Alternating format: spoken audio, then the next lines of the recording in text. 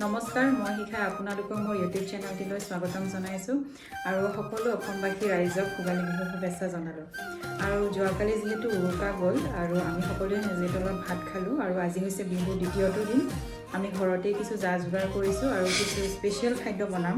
সেয়া হৈছে মাটিমাহৰ দাইল, লোকেল চিকেন। আহক এতিয়া পাকঘৰলৈ যাওঁ, কি বনাওঁ। আৰু এয়া বস্তুখিনি যোগাৰ কৰি লৈ ল'লোঁ। এয়া পিঁয়াজ, আদা, নহৰু, জলকীয়া, তেজপাত কেইখিলামান। এইখিনিৰ পৰা দুখন আঞ্জা বনাব লাগিব। এখন হৈছে মাটি দাইল, এয়া মাটি দাইল তিয়াই থৈ দিছিলে দিনতে, ধুব লাগিব। আৰু এখন বনিব লোকেল চিকেন। মই মিক্সাৰত গ্ৰাইণ্ড কৰি লৈ ল'ম আৰু পিঁয়াজখিনি কাটি লৈ ল'ম। আৰু এয়া হৈছে মাটি দাইলত দিবৰ বাবে এয়া মাটি আলু, আৰু এয়া হৈছে ধনিয়া ঘৰৰে, আৰু এয়া ওলকবি দুটামান মাংসত দিবলৈ যোগাৰ কৰি লৈ লৈছোঁ। আৰু এইখিনি এতিয়া ধুনীয়াকৈ কাটি ল'ম।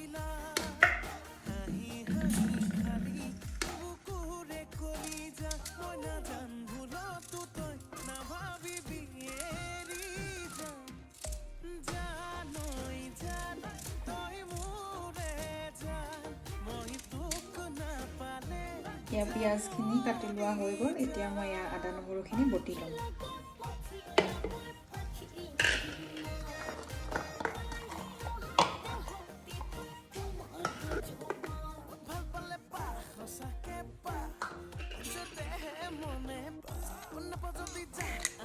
আদা নহৰু পেষ্টখিনি ধুনীয়াকৈ হৈ গ'ল। এতিয়া মই কাটিবলৈ লৈছোঁ ওলকবি। ওলকবিখিনি সৰু সৰুকৈ ধুনীয়াকৈ কাটি ল'ম, যাতে মাংসৰ লগত সোনকালে সিজি যায়।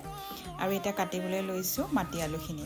মাটি আলুখিনি যিহেতু কিছু সময় আগতে বাকলি চেলাই থৈ দিছিলোঁ, সেয়ে বাহিৰখিনি ৰঙা হৈ গৈছে।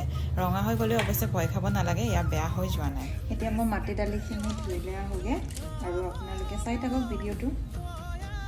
এয়া মোৰ মাটি দাইলখিনি ধুই লোৱা হৈ গ'ল। ধুনীয়াকৈ ধুই লৈছোঁ। কিছুমান বাকলি থাকিবলৈ দিছোঁ। বাকলি থাকিলে অৱশ্যে খাই সোৱাদ লাগে। আৰু এইপিনে এয়া কেইটামান ইলাচি এনেকৈ যোগাৰ কৰি লৈ লৈছোঁ। আৰু বাকী মছলাবিলাকো ল'ম, আপোনালোকক কৈ যাম বাৰু। মাটি দাইলখিনি ধুনীয়াকৈ উতল অহাৰ পিছত মায়ে দালিখনত তেল মাৰি দি দিলে। আৰু এয়া মাটি আলু দেখিবলৈ পাইছে। বহু সময় উতলাৰ পিছত দালিখিনি এনেকুৱা হৈছে দেখিবলৈ। এয়া গোটেই আলুখিনি সিজি গ'ল, ধনিয়াখিনিও দি। মাটি দাইলখিনি হৈ যোৱাৰ পিছত এয়া মাংস বনাইছোঁ। জুইতে বনালোঁ ধুনীয়াকৈ মাংসখিনি। লোকেল মাংস আছিলে, আৰু এয়া মাংসখিনি মোৰ হৈ গ'ল। এতিয়া ভাত বনাবলৈ আহিছোঁ। এয়া হৈছে ঘৰৰ জহা চাউল। চাউলখিনি অৱশ্যে কিনি অনা হৈছিলে। এইখিনি ভাত বহাই দিলে এতিয়া আমাৰ ৰেডি হৈ যাব খানাখিনি। এয়া উৰুকাৰ পিছদিনাখন আমাৰ ঘৰত এই নিয়মবিধ কৰা হয়।